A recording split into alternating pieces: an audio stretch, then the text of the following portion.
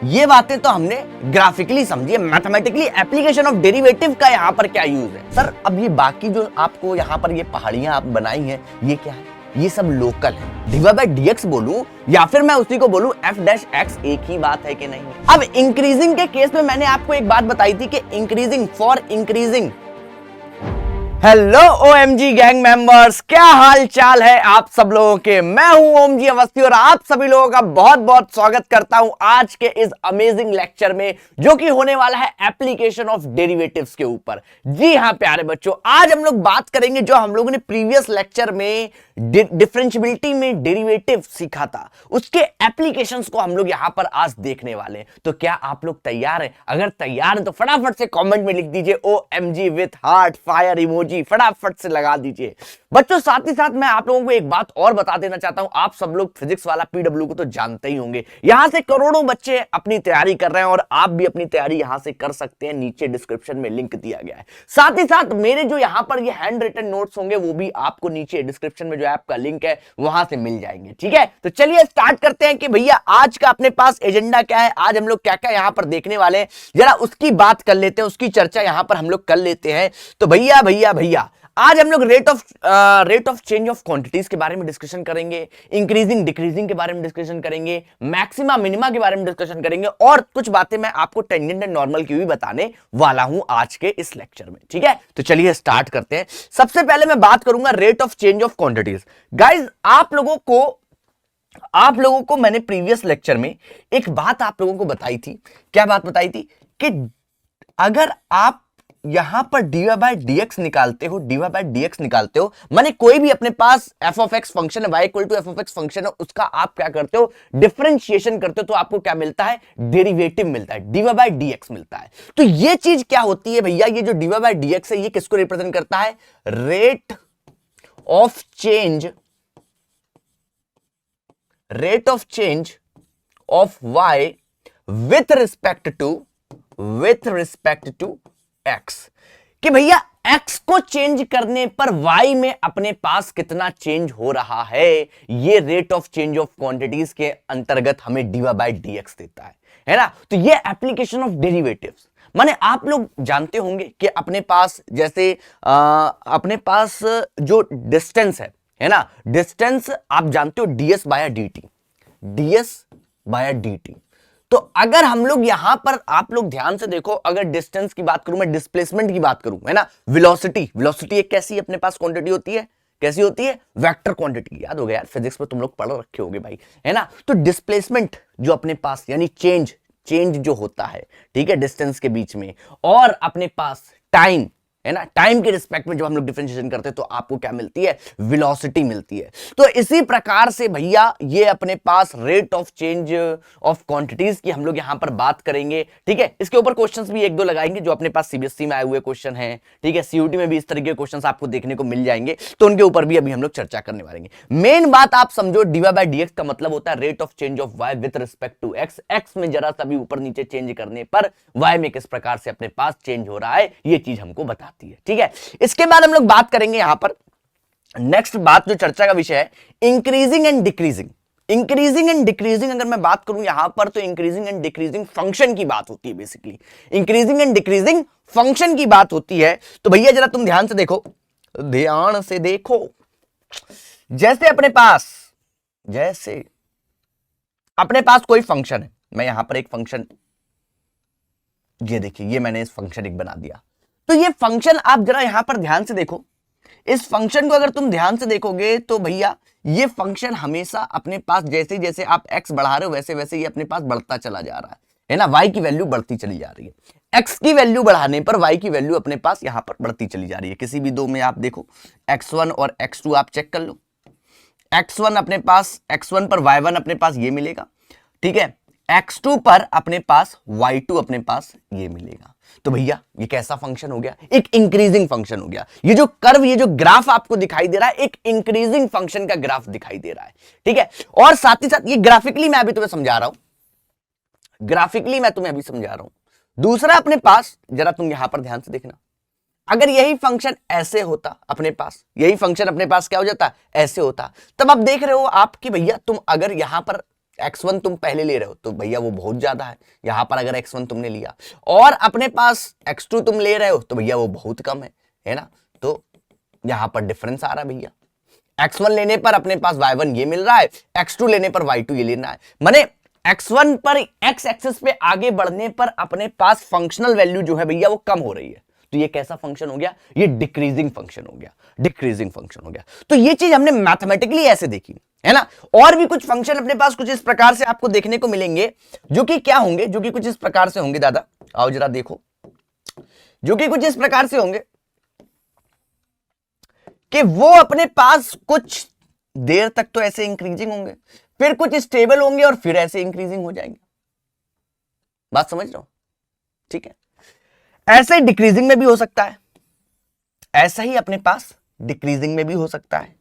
ये देखो, पहले अपने पास क्या हुआ, ऐसे डिक्रीजिंग हुआ, फिर कुछ स्टेबल हुआ, फिर डिक्रीजिंग ऐसे हो गया।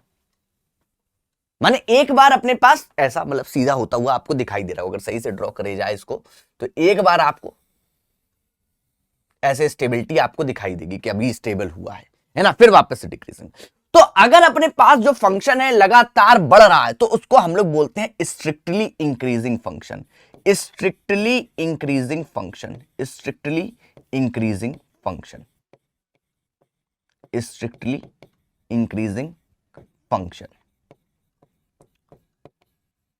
और फंक्शन अगर लगातार डिक्रीजिंग है, गिरता हुआ दिखाई दे रहा है, उसको हम लोग बोलेंगे क्या गाइस, स्ट्रिक्टली डिक्रीजिंग फंक्शन। क्या बोलेंगे, स्ट्रिक्टली डिक्रीजिंग फंक्शन,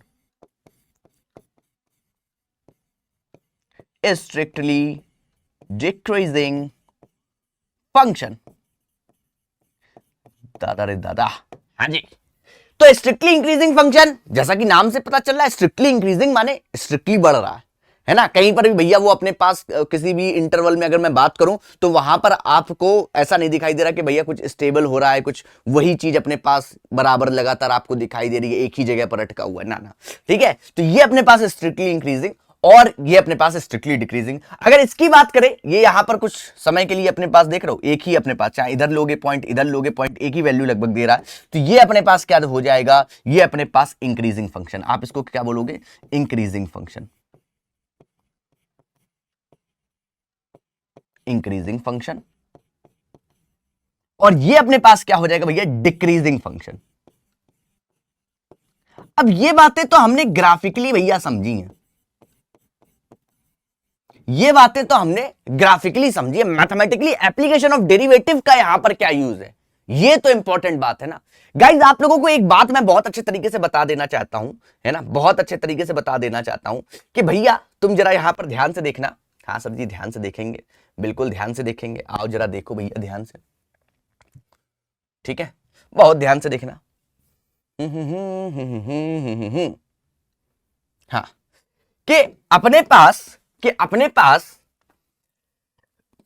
जब भी डीवाई बाय डीएक्स की बात होती है, डीवाई बाय डीएक्स की बात होती है, कोई कर्व है और उसके किसी पॉइंट पर डीवाई बाय डीएक्स की बात होती है, उसके किसी पॉइंट पर डीवाई बाय डीएक्स की बात होती है ना, तो उसका यह मतलब होता है डीवाई बाय डीएक्स जो होता है अपने पास, वो अपने पास स्लोप ऑफ अ टेंजेंट देता है। क्या देता है, स्लोप ऑफ अ टेंजेंट। ठीक है, तो यहां पर डीवाई बाय डीएक्स हमेशा याद रखिएगा क्या देगा, slope of a tangent, slope of a tangent देता है भैया, slope of a tangent, dy by dx slope of a tangent. ठीक है, अब अगर ये डीवाई बाय डीएक्स यानी ये डीवाई बाय डीएक्स हमको क्या देता है, स्लोप, यानी ये अपने पास m देता है, m देता है, क्या देता है, m देता है। अब तुम यहां पर ध्यान से देखो, बहुत ध्यान से देखो, जहां पर अपने पास जो स्लोप है, जहां पर अपने पास फंक्शन कैसा स्ट्रिक्टली इंक्रीजिंग, वहां पर हमेशा जो स्लोप है भैया वो ऑलवेज कैसी आपको दिखाई दे रही है, पॉजिटिव दिखाई दे रही है। एक्स एक्सिस के साथ ऑलवेज अपने पास देखो ऐसा एक्यूट एंगल बनता हुआ आपको ही दिखाई दे रहा है, आगे लेके जाओगे ऐसे पॉजिटिव आपको दिखाई दे रही है।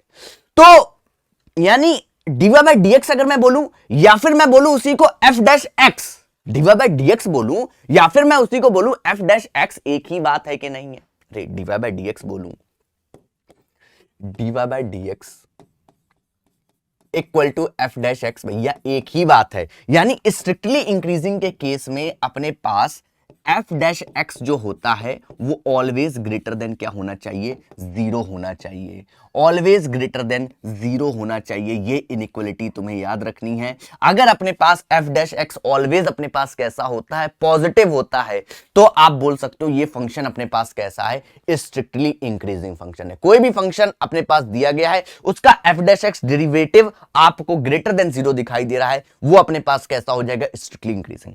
अब यहां पर तुम देखोगे तो यहां पर जो अपने पास स्लोप होगी वो भैया जो स्लोप अपने पास यहां पर बनेगी, जो भी अपने पास स्लोप बनेगी वो अपने पास एक्स एक्सिस के साथ भैया देख रहे हो कैसा एंगल बनाएगी, है ना। तो स्लोप हमेशा निगेटिव रहेगी, यानी एफ डैश एक्स यहां के केस में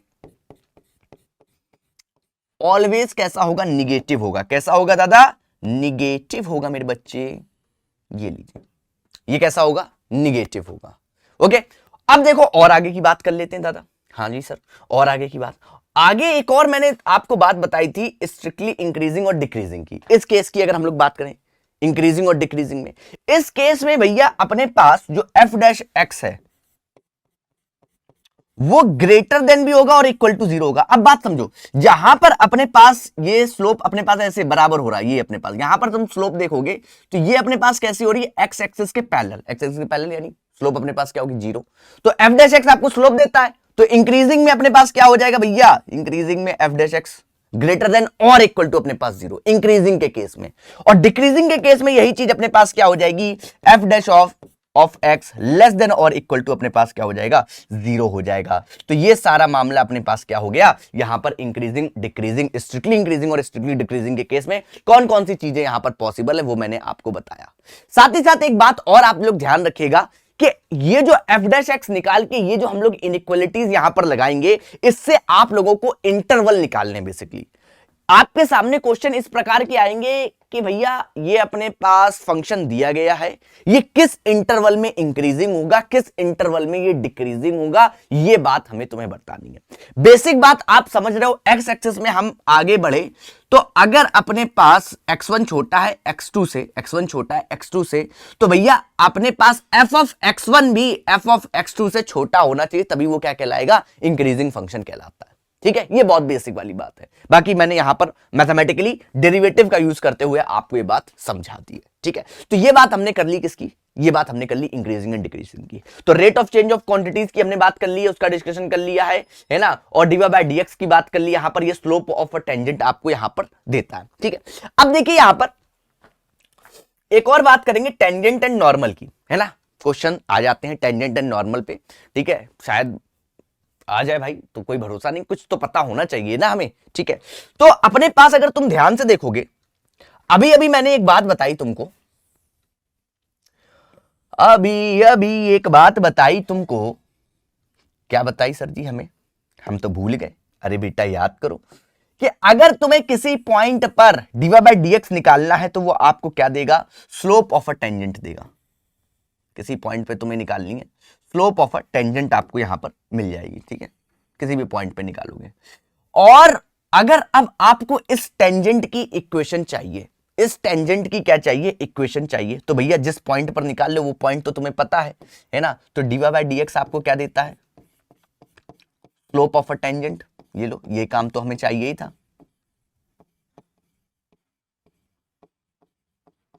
और ये जो पॉइंट अगर अपने पास क्या हो, x1 y1 हो, x1 y1 हो, है ना।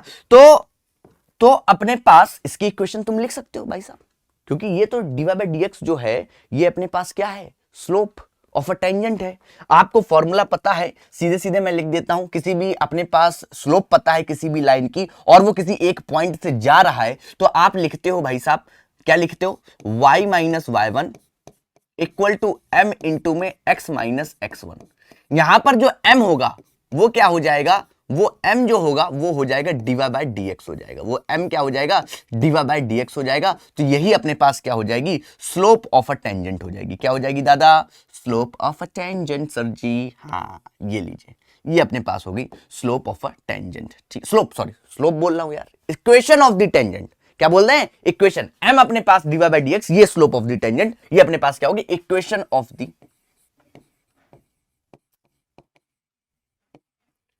Equation of tangent. ठीक है, ये पॉइंट हमें पता ही है।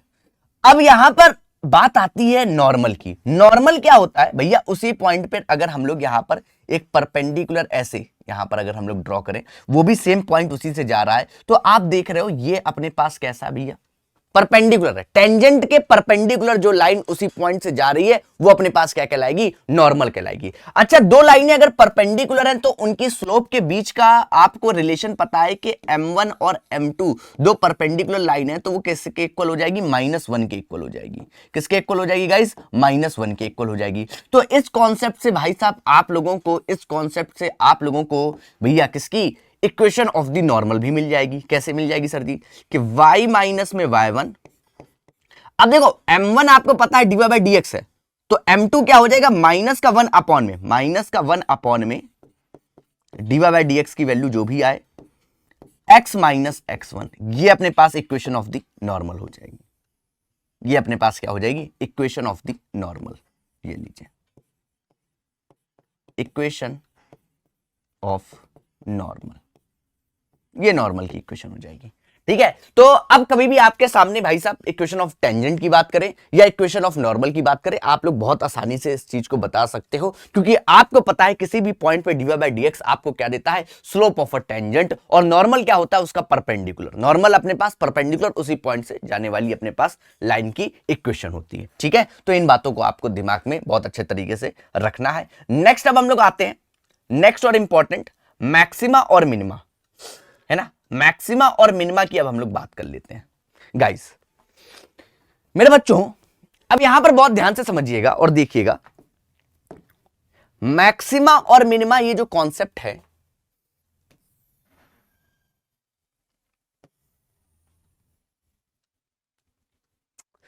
आप जरा बहुत ध्यान से देखिएगा। अगर मैं किसी एक पॉइंट से इधर बात कर रहा हूं,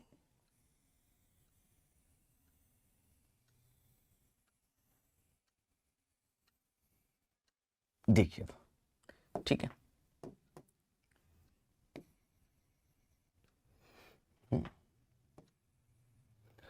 अब यहां पर ये पॉइंट में ए ले लेता हूं, ये पॉइंट बी ले लेता हूं, है ना,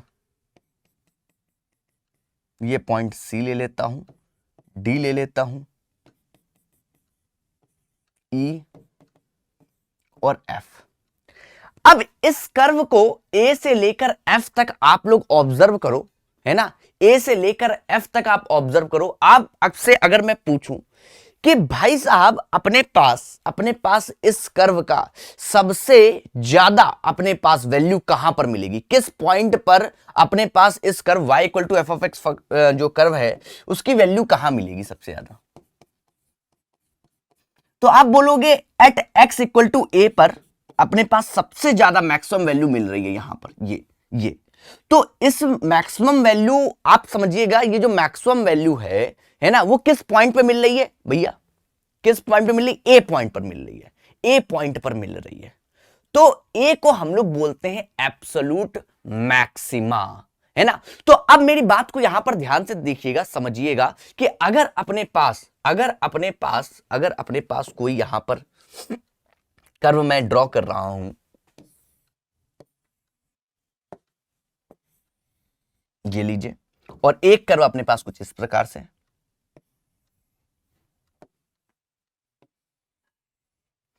तो यहां पर आप देखिए बहुत ध्यान से कि एट दिस पॉइंट अपने पास इस फंक्शन की एट x इक्वल टू ए पर इस फंक्शन की सबसे ज्यादा वैल्यू आपको मिल रही है, सबसे ज्यादा वैल्यू आपको मिल रही है ना। तो f ऑफ a जो होगा वो मैक्सिमम वैल्यू होगी, और at x equal to a पर मिल रही है, तो ये आपका कहलाएगा पॉइंट ऑफ मैक्सिमा। इसको हम लोग क्या बोलते हैं, पॉइंट ऑफ मैक्सिमा।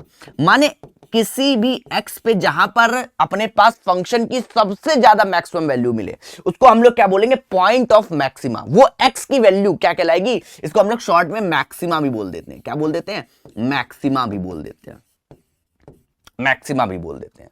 और जिस पॉइंट पे अपने पास सबसे मिनिमम वैल्यू आप देख रहे हो, अगर ये एट x इक्वल टू ए पे है, तो ये अपने पास हो जाएगा point of minima, point of minima.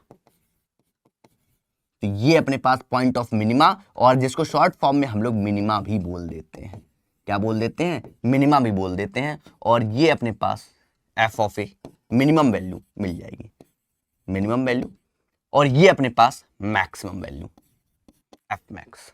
ठीक है, तो पॉइंट ऑफ मिनिमा क्या है, वो एक्स का वो पॉइंट है जहां पर सबसे ज्यादा अपने पास फंक्शनल वैल्यू मिल रही है, सबसे ज्यादा फंक्शनल वैल्यू मिल रही है उस फंक्शन की, वो पॉइंट ऑफ मैक्सिमा होता है, या फिर मैक्सिमा आप उसको बोल सकते हो। पॉइंट ऑफ मिनिमा जहां पर उस फंक्शन की सबसे ज्यादा मिनिमम वैल्यू मिल रही है वो पॉइंट ऑफ मिनिमा हो जाएगा, अगर हम लोग इन दोनों ग्राफ के उसमें ऑब्जर्व करें। ठीक है, अब जैसे अपने पास क्या हो रहा है इस ग्राफ में आप देख रहे हो, तो यहां पर आपको कई मैक्सिमा और कई मिनिमा आपको दिखाई दे रहे हैं। तो यहां पर एक कॉन्सेप्ट आता है absolute maxima, local maxima, absolute minima और लोकल मिनिमा। एब्सोल्यूट माने ग्लोबल, जो अगर मैं पूरे इंटरवल ए से लेकर एफ तक अगर मैं इस पूरे कर्व को स्टडी कर रहा हूं, तो मुझे यहां पर सबसे ज्यादा पीक कहां पर दिखाई दे रही है, एट पॉइंट ए पर सबसे ज्यादा पीक आपको दिखाई दे रही है। तो ये अपने पास क्या होगा, एब्सोल्यूट मैक्सिमा होगा। ये अपने पास क्या होगा, एब्सोल्यूट मैक्सिमा। और सबसे लोअर पॉइंट आपको दिखाई देगा एफ, सबसे लोअर पॉइंट, सबसे लोअर पॉइंट है ना। तो इस पॉइंट को यहां पर मैक्सिमम, एब्सोल्यूट मैक्सिमम वैल्यू आपको किधर मिलेगी, इस पॉइंट पर, ए पर, जो एफ ऑफ ए होगा, एब्सोल्यूट मैक्सिमम पॉइंट होगा, absolute maximum value, absolute maximum value. और ये जो पॉइंट एफ आप देख रहे हो यहां पर सबसे भाई साहब मिनिमम वैल्यू आपको दिखाई, सबसे मिनिमम यानी ग्लोबल मिनिमम है इस पूरे, अगर मैं कर्व के स्टडी ए से लेकर एफ तक कर रहा हूं अपने पास, तो ये हो जाएगा अपने पास एब्सोल्यूट मिनिमा। क्या हो जाएगा, एब्सोल्यूट मिनिमा। ये लीजिए भैया, ये अपने पास क्या हो गया, एब्सोल्यूट मिनिमा हो गया। अब यहां पर ध्यान से देखो सर, अब ये बाकी जो आपको यहां पर ये पहाड़ियां आप बनाई हैं, ये क्या है, ये सब लोकल है, ये सब क्या है, लोकल है। ये अपने क्षेत्र में भैया बड़े हैं, है ना, अपने अगल बगल में, अपने नेबरहुड में भैया ये लोग बड़े हैं। तो ये अपने पास क्या कहलाएंगे, अगर आप इस पॉइंट की बात करोगे तो ये लोकल मैक्सिमा कहलाएगा। क्या कहलाएगा, लोकल मैक्सिमा। इसको हम लोग बोलेंगे लोकल, है ना, लोकल डॉन है ये अपने पास, लोकल मैक्सिमा अपने अगल बगल के क्षेत्र में, इसके इधर उधर में भैया ये भी अपने पास लोकल मैक्सिमा है। और ये जो है अपने पास ये लोकल मिनिमा,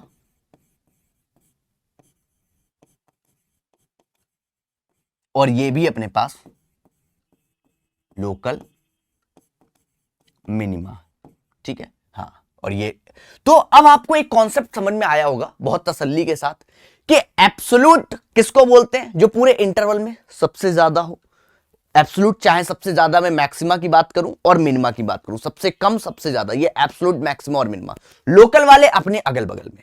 अब एक बात ऑब्जर्व करने वाली है, अब एक बात ऑब्जर्व करने वाली है कि जहां जहां पर लोकल, जहां जहां पर लोकल मैक्सिमा है, अगर उस पॉइंट पर आप टेंजेंट ड्रॉ करोगे, उस पॉइंट पर अगर टेंजेंट आप ड्रॉ कर रहे हो, जरा देखो ध्यान से, उस पॉइंट पर अगर आप टेंजेंट ड्रॉ करो जहां जहां लोकल मैक्सिमा और मिनिमा है।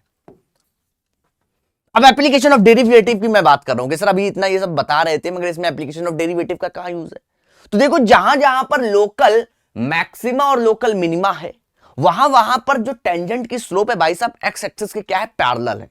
यानी डीवाई बाई डीएक्स अगर पैरेलल है यानी एंगल जीरो, यानी अपने पास जो डीवाई बाई डीएक्स की वैल्यू है वो कितनी है भैया, जीरो हो रही है। डीवाई बाई डीएक्स की जो वैल्यू है वो कितनी हो रही है भैया, तुम ध्यान से देखोगे यहां पर भी एम अपने पास जीरो है, यानी dy by dx zero, m zero. यानी बेसिकली क्या हो रहा है भैया, जहां पर भी लोकल मैक्सिमा और मिनिमा है वहां पर स्लोप जो है वो कितनी है, जीरो होगी। स्लोप है जीरो हो रही है, यानी डीवाई बाई डीएक्स अपने पास क्या हो रहा है, जीरो हो रहा है। बेसिकली डीवाई बाई डीएक्स जो हो रहा है वो बेसिकली जीरो हो रहा है। तो डीवाई बाई डीएक्स को अगर तुम जीरो करोगे तो आपको क्या मिलेंगे, क्रिटिकल पॉइंट्स मिलेंगे।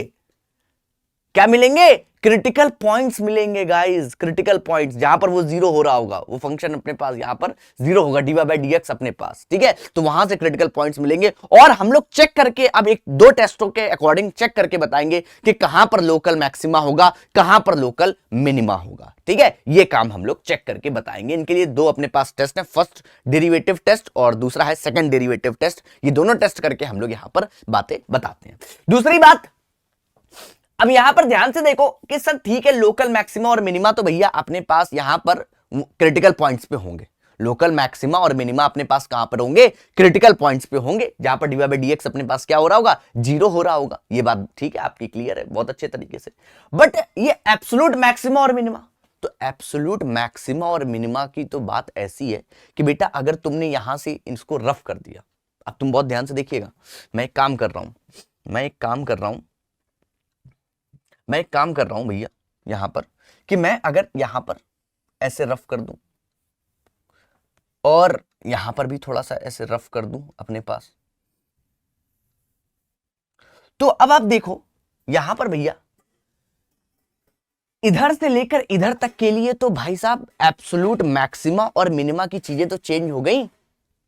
मैंने रफ कर दिया, एब्सोल्यूट मैक्सिमा अब कुछ और हो गया, एब्सोल्यूट मिनिमा अब कुछ और हो गया अपने पास, ठीक है। तो यानी अपने पास आप ये बात ध्यान रखो कि अब तो भैया अपने पास जो एब्सोल्यूट मैक्सिमा है वो अपने पास क्रिटिकल पॉइंट पे भी आपको मिल रहा है ना। तो एब्सोल्यूट मैक्सिमा और मिनिमा एंड पॉइंट्स पर भी हो सकता है। जो हम लोग स्टडी कर रहे हैं, जिस इंटरवल की स्टडी कर रहे हैं, उसके एंड पॉइंट्स पर भी हो सकता है एब्सोल्यूट मैक्सिमा और मिनिमा, और साथ ही साथ क्रिटिकल पॉइंट्स पर भी हो सकता है, ठीक है। इन दोनों बातों को आपको बिल्कुल अच्छे तरीके से दिमाग में रखना है कि एब्सोल्यूट मैक्सिमा और मिनिमा, लोकल मैक्सिमा और मिनिमा कहां होगा? लोकल मैक्सिमा और मिनिमा हमेशा क्रिटिकल पॉइंट्स पे होगा। एब्सोल्यूट मैक्सिमा और मिनिमा कहां पर होगा? एंड पॉइंट्स पर भी हो सकता है। और साथ ही साथ कहां पर हो सकता है गाइज? साथ ही साथ लोग अपने पास जो क्रिटिकल पॉइंट्स है उन पर भी हो सकता है, ठीक है। चलिए ये बात आप लोगों को ध्यान में रखनी है। अब आइए अब बात करते हैं जिस टेस्ट से हमें पता चलेगा, है ना। फॉर एग्जाम्पल अपने पास कोई भी y इक्वल टू अपने पास एफ ऑफ एक्स फंक्शन है, फर्स्ट डेरिवेटिव टेस्ट की हम लोग बात कर रहे हैं। y equal to f of x function है, ठीक है। y इक्वल टू अपने पास एफ ऑफ एक्स फंक्शन है। आपने क्या किया? पहला जो काम किया, एफ डैश एक्स निकाला, एफ डैश एक्स को जीरो के इक्वल किया। यहां से आपको क्या मिलेंगे? क्रिटिकल पॉइंट मिल गए। यहां से आपको क्या मिल गए? क्रिटिकल पॉइंट मिल गए, C1 C2 C3, ठीक है। एफ डैश एक्स कहां जीरो होगा, वो क्रिटिकल पॉइंट हमें यहां पर मिल गए, ओके। अब अगर अपने पास इन क्रिटिकल पॉइंट को आपको क्या करना है भाई साहब? इन क्रिटिकल पॉइंट्स को अगर आप नंबर लाइन पर ड्रॉ कर रहे हो, C1 C2 C3 इस प्रकार से, C1 C2 C3 इस प्रकार से नंबर लाइन पे ड्रॉ कर रहे हैं, है ना। और अब आपको ये देखना है, भाई साहब, पॉजिटिव निगेटिव आप लगाना जानते हो, क्रिटिकल पॉइंट्स आ गए, ठीक है। इधर से आप स्टार्ट करते हो, positive negative alternate, positive negative आप लगा लेते हो। वेवी कर्व मेथड आप लोग जानते हो अच्छे तरीके से, ज्यादातर क्वाड्रेटिक ही बनती है ना इन केसेस में। अब उसके बाद आप क्या करोगे भैया? उसके बाद आपको क्या करना है? आपको कुछ रूल ध्यान रखने हैं। जैसे फॉर एग्जाम्पल इस क्रिटिकल पॉइंट के अराउंड, जैसे पहला इस क्रिटिकल पॉइंट के अराउंड, जैसे C1 अपने पास यहां पर एक क्रिटिकल पॉइंट है, ठीक है। इसके अराउंड अगर यहां पर पॉजिटिव है और यहां पर निगेटिव है, तो लेफ्ट से अपने पास इधर जाओगे, पॉजिटिव से निगेटिव अपने पास इस प्रकार से हो रहा है, माने क्रिटिकल पॉइंट के इधर पॉजिटिव है उधर निगेटिव है, ऐसे लेफ्ट टू राइट मूव करने पर पॉजिटिव से निगेटिव अपने पास हो रहा है। तो भैया ये जो C1 पॉइंट है, ये जो C1 पॉइंट होगा, C1 जो होगा ये कैसा हो जाएगा? लोकल मैक्सिमा पॉइंट हो जाएगा। बस इतने से आपको बता देना, C1 जो हो जाएगा वो क्या हो जाएगा? लोकल मैक्सिमा पॉइंट हो जाएगा। सेकंड चीज अपने पास कि अगर ये C2 की बात करो, C2 कुछ इस प्रकार से है कि निगेटिव से पॉजिटिव अपने पास ऐसे जा रहे हैं, निगेटिव से अपने पास पॉजिटिव, निगेटिव से पॉजिटिव। तो जो C2 होगा वो अपने पास क्या हो जाएगा? लोकल मिनिमा हो जाएगा। क्या हो जाएगा? लोकल मिनिमा हो जाएगा गाइस। क्या हो जाएगा? लोकल मिनिमा हो जाएगा। और अगर अपने पास C3 कोई क्रिटिकल पॉइंट है, उसके दोनों साइड अपने पास साइन जो है सेम है, दोनों साइड या तो पॉजिटिव पॉजिटिव हो या निगेटिव निगेटिव हो, तो ये जो अपने पास C3 पॉइंट होगा ये क्या होगा, point of inflection, point of inflection. इसका ये मतलब है, पॉइंट ऑफ इन्फ्लेक्शन का मतलब ये है कि वहां पर धोखे से स्लोप अपने पास जीरो हो गया, कोई भी मैक्सिमा और मिनिमा नहीं है, माने बेसिकली कोई भी मैक्सिमा और मिनिमा नहीं है, धोखे से अपने पास यहां पर क्या हो गया है, जीरो हो गया। जैसे फॉर एग्जांपल ये ऐसा हो गया, यहां पर स्लोप अगर आपने ड्रॉ करी भैया, वो एक्स एक्सिस के अपने पास क्या हो रही है, जीरो आ रही, तो स्लोप अपने पास जीरो, क्रिटिकल पॉइंट वो अपने पास मिल जाएगा। यहां पर भी अपने पास भैया जीरो होगी, अपने पास स्लोप यानी जो अपने पास डेरिवेटिव है वो अपने पास जीरो हो रहा है, तो भैया मिल ही जाएगा। इसलिए पॉइंट ऑफ इन्फ्लेक्शन आता है, गलती से हो गया, ठीक है, गलती से हो गया, ये पॉइंट ऑफ क्या कहला देगा, इन्फ्लेक्शन करवा देगा। तो ये अपने पास जो चीज होगी फर्स्ट डेरिवेटिव टेस्ट की होगी, जिससे आप लोकल मैक्सिमा मिनिमा है ना और पॉइंट ऑफ इन्फ्लेक्शन की जांच कर सकते हो। इसके बाद आता है सेकेंड डेरिवेटिव टेस्ट, है ना, जो कि और बढ़िया है। सेकेंड डेरिवेटिव टेस्ट की अगर हम लोग बात कर लेते हैं, आइए उसको देख लेते हैं। सेकेंड डेरिवेटिव टेस्ट में देखिए भैया, सेकेंड डेरिवेटिव टेस्ट में आपको क्या करना होता है भैया, ये अपने पास क्या लिखा हुआ है, y equal to f of x, जो भी आपके पास फंक्शन है, जो भी फंक्शन है अपने पास, है ना, आप क्या करो, एफ डैश एक्स निकालो और उसके इक्वल टू जीरो करो, इक्वल टू अपने पास यहां पर जीरो करो, ठीक है। और यहां पर अगर अपने पास क्या हो जाए, क्रिटिकल पॉइंट जो भी अपने पास मिल रहे हैं, C1 C2 C3 जो भी अपने पास क्रिटिकल पॉइंट मिल रहे हैं, ठीक है, उसके बाद क्रिटिकल पॉइंट वो निकाल लेना, है ना, उन्हें कहीं भी प्लॉट करने की जरूरत नहीं है। Third step, f double dash, second derivative test मतलब एफ डबल डैश आपको निकालना है, एफ डबल डैश आपने निकाला। अब आपको ये जो अपने पास क्रिटिकल पॉइंट्स निकाले हैं, इनको एक एक करके इसमें पुट करिएगा। जैसे एफ डबल डैश में आपने C1 पुट कर दिया, और अगर ये ग्रेटर देन जीरो है तो C1 जो होगा अपने पास ये क्या हो जाएगा, ये अपने पास पॉइंट ऑफ मिनिमा हो जाएगा। क्या हो जाएगा, पॉइंट ऑफ मिनिमा हो जाएगा। अगर ग्रेटर देन, भाई साहब ग्रेटर देन के केस में पॉइंट ऑफ मिनिमा। अगर अपने पास आपने C2 पॉइंट अपने पास यहां पर पुट किया केस नंबर 2 और ये लेस देन जीरो आ गया, तो भैया ये जो C2 हो जाएगा ये पॉइंट ऑफ मैक्सिमा कहलाएगा।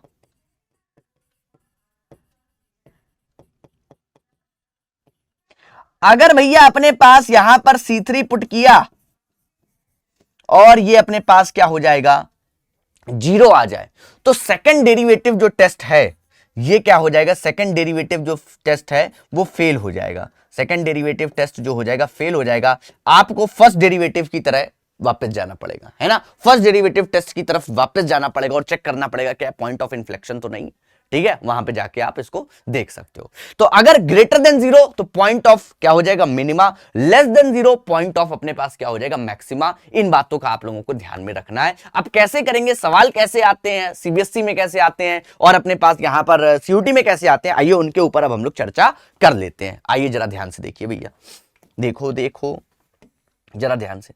जैसे फॉर एग्जांपल ये सीबीएसई 2024 में आया हुआ सवाल है, क्या बोला गया है अपने पास, बोला गया है हम लोगों से कि भैया एक फंक्शन अपने पास यहां पर गिवन है, f of x equal to x square minus का 4x प्लस अपने पास यहां पर 6 is increasing in the interval. हमें बताना है किस इंटरवल में, मैंने बोला था ना फंक्शन अपने पास क्वेश्चन ऐसे आएंगे इंक्रीजिंग और डिक्रीजिंग, जिसमें आपको बताना होगा कि किसमें अपने पास इंक्रीजिंग है किसमें अपने पास डिक्रीजिंग है, ये बात हमें बतानी होती है। तो यहां पर आप सबसे पहला काम क्या करोगे, एफ डैश एक्स निकालोगे, वो अपने पास आ जाएगा 2x माइनस का 4, ठीक है। अब इंक्रीजिंग के केस में मैंने आपको एक बात बताई थी कि इंक्रीजिंग, फॉर इंक्रीजिंग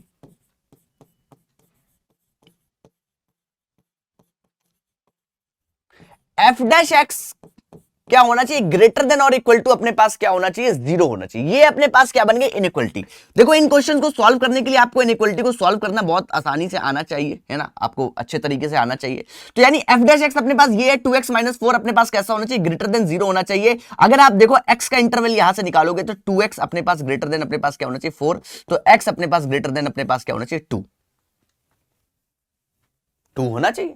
तो अपने पास x ग्रेटर देन और इक्वल टू 2, इसका क्या मतलब है कि x belongs to 2 to infinity, that's your interval. यानी यहां पर डी ऑप्शन अपने पास क्या हो जाएगा, करेक्ट आंसर हो जाएगा। यहां पर डी ऑप्शन अपने पास क्या हो जाएगा, करेक्ट आंसर हो जाएगा। बात समझ में आया, क्लियरिटी मिली भाई साहब, कि किस प्रकार से यहां पर हमें काम करना है, किस प्रकार से यहां पर हमें निकालना है। ठीक है, चलिए बहुत बढ़िया, आइए और देखते हैं।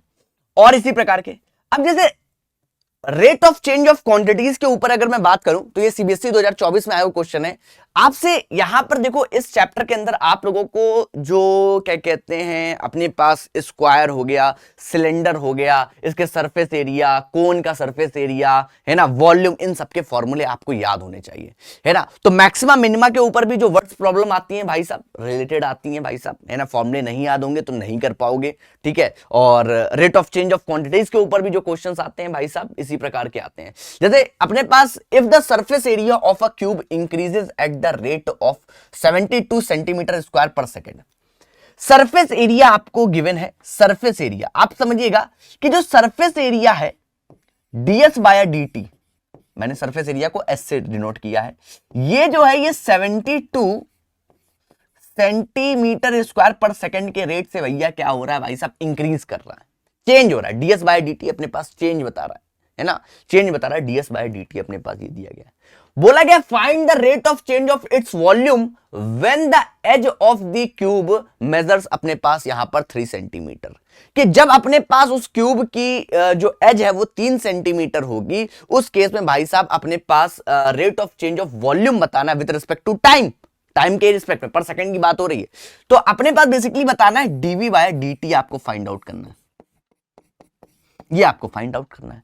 अब सबसे पहले आप देखो, आपको फंक्शन बनाना आ चाहिए। सरफेस एरिया होता है क्यूब के लिए 6a स्क्वायर, क्या होता है 6a स्क्वायर। अब आप क्या करो, इसको t की रिस्पेक्ट में डिफरेंशिएट करो, ds बाय dt, भैया 6 कांस्टेंट है, a स्क्वायर का भैया यहां पर होगा 2a। अब आप देख रहे हो यहां पर t तो है नहीं, a है, ये t तो है नहीं, a है, तो आप लोग जानते हो इसका आपको दोबारा से लिखना पड़ेगा, da बाय dt आपको करना पड़ेगा, चेन रूल आपको पता है यार, ठीक है, उसी से आप समझ सकते हो। तो ds बाय dt जो है क्या हो जाएगा 12a इंटू में da बाय dt। अब ds बाय dt की वैल्यू आपको 72 गिवन है पहले से ही, ये 12 इंटू में a, ये da बाय dt।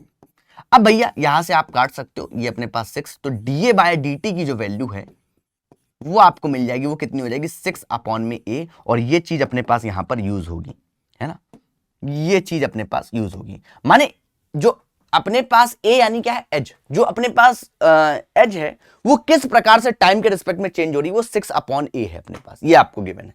अब जैसे आपको वॉल्यूम में चेंज निकालना है, तो वॉल्यूम का क्यूब के लिए फॉर्मूला होता है a क्यूब, क्या होता है a क्यूब। तो इसको भी t की रिस्पेक्ट में डिफरेंशिएट करोगे तो ये अपने पास हो जाएगा 3a स्क्वायर, और a है अपने पास तो da बाय dt आपको दोबारा से लिखना पड़ेगा।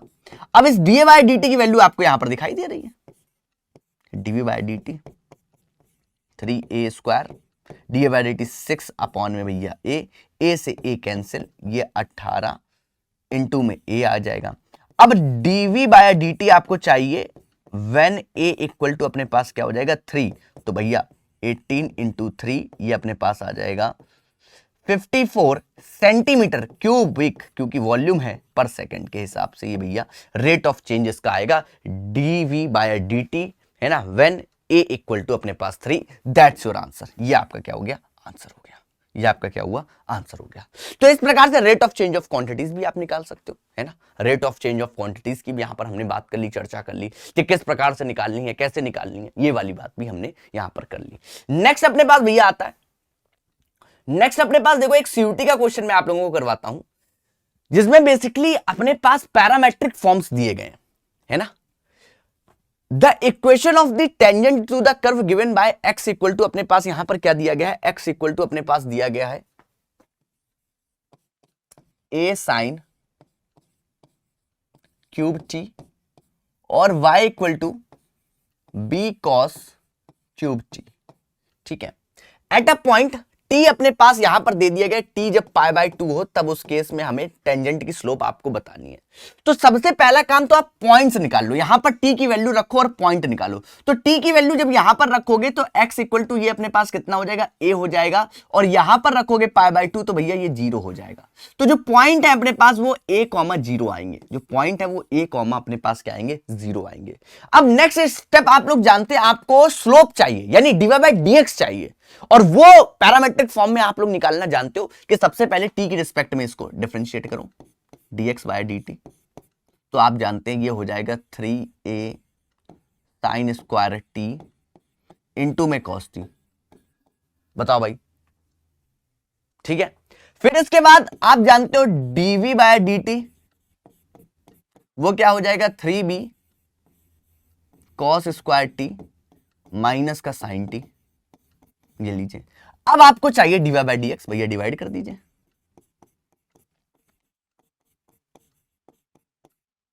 वैल्यू रख दीजिए, अपने पास आ जाएगा माइनस का 3b, है ना, 3b अपने पास यहां पर 3a ही होना चाहिए, आई थिंक b में है, चलो ठीक है b में है तो कोई बात नहीं, हाँ। और ये अपने पास हो जाएगा कॉस स्क्वायर टी, माइनस हटा देते हैं, sine t 3a sine square t into में कॉस टी। भैया कुछ कैंसिल आउट आपको होता हुआ दिखाई दे रहा है, 3 से 3 माइनस का b अपॉन में a, ये क्या हो जाएगा cos t, cot t, sorry cos upon में साइन बचेगा ना, कॉस अपॉन में साइन बचेगा तो कॉट बचेगा अपने पास, कॉट टी। अब हमें dy बाई dx चाहिए at t equal to pi by 2, तो ये कॉट पाई बाई 2 यानी अपने पास कितना हो जाएगा 0, इसकी वैल्यू कितनी हो जाएगी 0, और माइनस का ये पूरा क्या हो जाएगा 0 हो जाएगा भैया। तो dy बाई dx अपने पास यानी स्लोप जो होगी वो टेंजेंट की वो कितनी होगी 0 हो गई। तो अब आप लोगों को पता है इक्वेशन आप कैसे निकालते हो, y माइनस में y1, ठीक है, और m इंटू में x माइनस अपने पास x1। भाई y माइनस अपने पास 0, m की जगह 0, x माइनस अपने पास a, तो ये भैया हो जाएगा y इक्वल टू अपने पास 0। तो आपको दिखाई दे रहा होगा यही अपने पास क्या हो जाएगी, यही अपने पास टेंजेंट की स्लोप हो जाएगी y इक्वल टू 0। तो डी ऑप्शन अपने पास क्या हो गया, करेक्ट ऑप्शन हो गया। डी ऑप्शन अपने पास क्या हो गया, करेक्ट ऑप्शन हो गया। ये स्लोप ऑफ द टेंजेंट आपको यहां पर, सॉरी स्लोप नहीं, इक्वेशन ऑफ द टेंजेंट आपको यहां पर जो पूछी गई है वो हमने यहां पर निकाल दी। ठीक है भाई, समझ में आया कि किस प्रकार से करना है। तो ये अपने पास बहुत ही जबरदस्त है ना, पैरामीट्रिक का यूज करते हुए यहां पर हमने निकाला। एक और क्वेश्चन करते हैं भैया,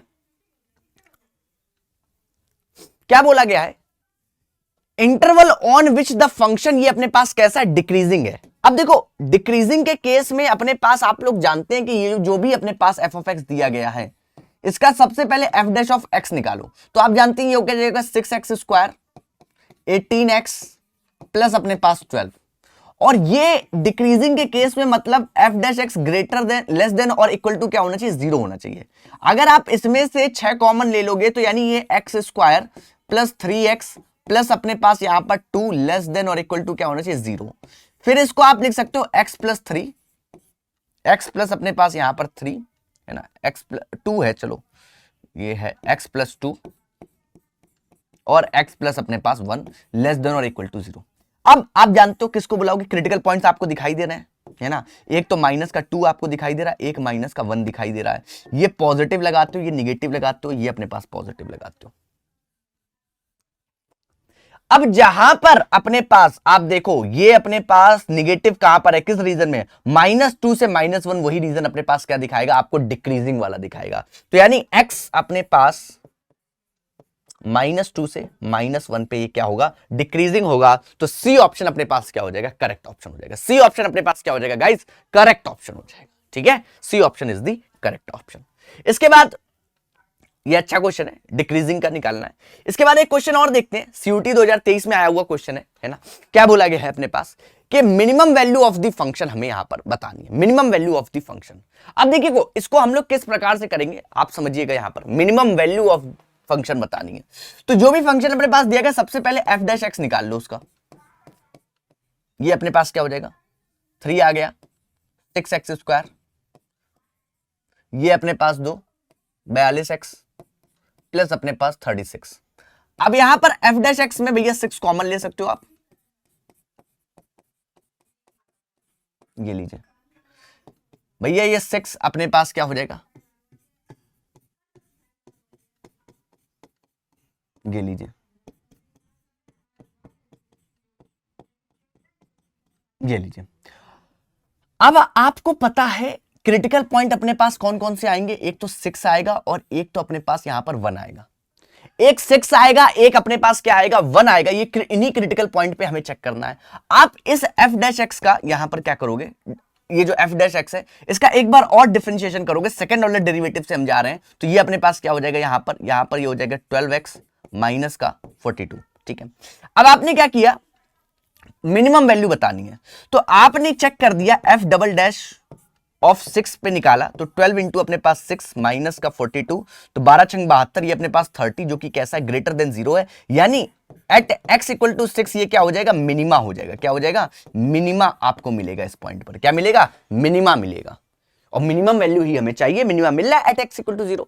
यानी अब आपको क्या चाहिए भाई साहब, मिनिमम वैल्यू यानी फंक्शन पे पुट करना, जहां जहां तुम्हें ये जो फंक्शन दिया गया है, जहां जहां पर भैया x है वहां वहां पर तुम्हें क्या पुट कर देना है,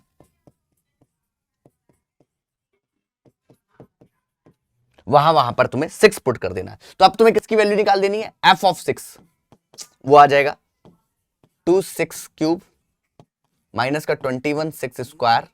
ठीक है, और ये प्लस का अपने पास यहां पर 36 इंटू में 6, ओके नाइस, और ये माइनस का अपने पास यहां पर 20। बस ये आपको, अब इसको सॉल्व कर लीजिएगा, जो आएगा वही आंसर होगा। आई थिंक माइनस का 128 आता था, इसमें माइनस का 128 आपका क्या हो जाएगा, करेक्ट आंसर हो जाएगा। ठीक है, इसको सॉल्व करके आपको यहां पर निकाल लेना है। तो ये कुछ क्वेश्चंस आपको मैंने दिखाए जहां पर मैक्सिमा और मिनिमा की बात हुई, ठीक है, rate of change of quantities की बात हुई, इंक्रीजिंग एंड डिक्रीजिंग की बात हुई। तो इस तरीके के क्वेश्चंस अपने पास यहां पर आते हैं, जिनको आपकी प्रैक्टिस करनी है, आपको भरपूर मात्रा में इनकी प्रैक्टिस करिए, जमकर इनकी प्रैक्टिस करिए, और आई होप आप लोगों को यहां से बढ़िया सा रिवीजन हो गया होगा। पूरे इस चैप्टर का एप्लीकेशन ऑफ डेरिवेटिव्स का सारी बातें आप लोगों को समझ में आ गई होंगी। अब आपका काम है भाई साहब क्या, रिवीजन करना चाहिए, रिवीजन करिए, और हम लोग फिर मिलेंगे नेक्स्ट लेक्चर में। कमेंट में अपना ढेर सारा प्यार दीजिए, है ना, OMG विथ हार्ट जरूर लिखिएगा। चलिए फिर मिलेंगे नेक्स्ट लेक्चर में, तब तक के लिए thank you so much, bye bye, love you to all.